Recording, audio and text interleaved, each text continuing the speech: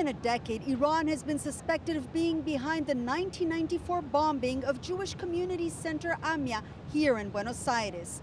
Now, after years of refusing to cooperate, Iranians are sitting down to discuss the tragedy and the charges that Tehran masterminded the worst terrorist attack in Argentina's history. The first round of talks between Iran and Argentina was held in Geneva during the last week of October.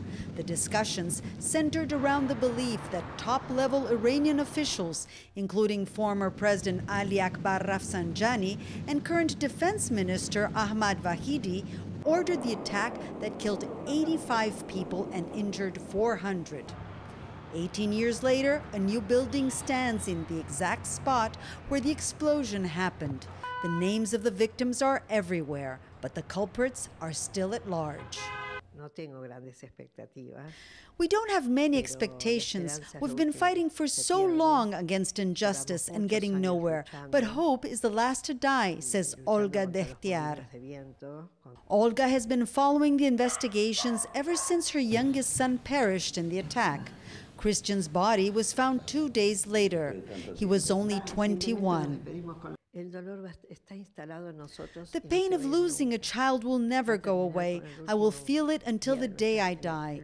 But at least I may find closure and peace of mind knowing that I did everything I could to discover the truth and bring about justice. But Argentine prosecutors argue they cannot close the case because they are missing crucial testimony from the 8 Iranian suspects. On Argentina's request, an international arrest warrant was issued by Interpol in 2006, but Tehran has always defended their innocence. Olga is not overly optimistic, but is not willing to write it off. She says the talk may be the only means to bring the culprits to justice. Yet many in the Jewish community in Argentina question both governments' motives for holding the talks. Why should we believe that Iran is willing to cooperate now?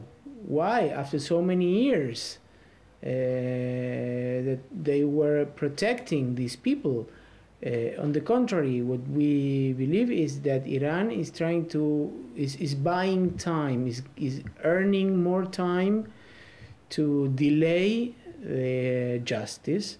And if Argentina has something to listen from Iran, is okay. We are sending these people to be put on trial. That's the only thing that Argentina should listen to from Iran. We have to consider that during the last 8 years, the Kirchner administration have been using a double standard regarding the relation between Argentina and Iran. In one hand, you have full diplomatic relations, and during last year, $1,500 million of Argentinian sales to Iran. Argentine Foreign Minister Hector Timerman, also part of the Jewish community, said that the first round of talks was positive, but gave no details. Amia's president thinks that Iran's cooperation with the Argentine justice is highly unlikely. If the government decides to continue the dialogue with Iran, and if the talks turn out to be as positive as the Argentine foreign minister said they were, we will support them. But so far, we have no details. Nobody gave the victims of the Amia bombing details about what is being discussed. The next round of talks between Argentina and Iran is scheduled to take place in Geneva during the last week of November. What, if anything, will come out of the meeting is another matter altogether. For JN1, Monica Yanakiev, Argentina.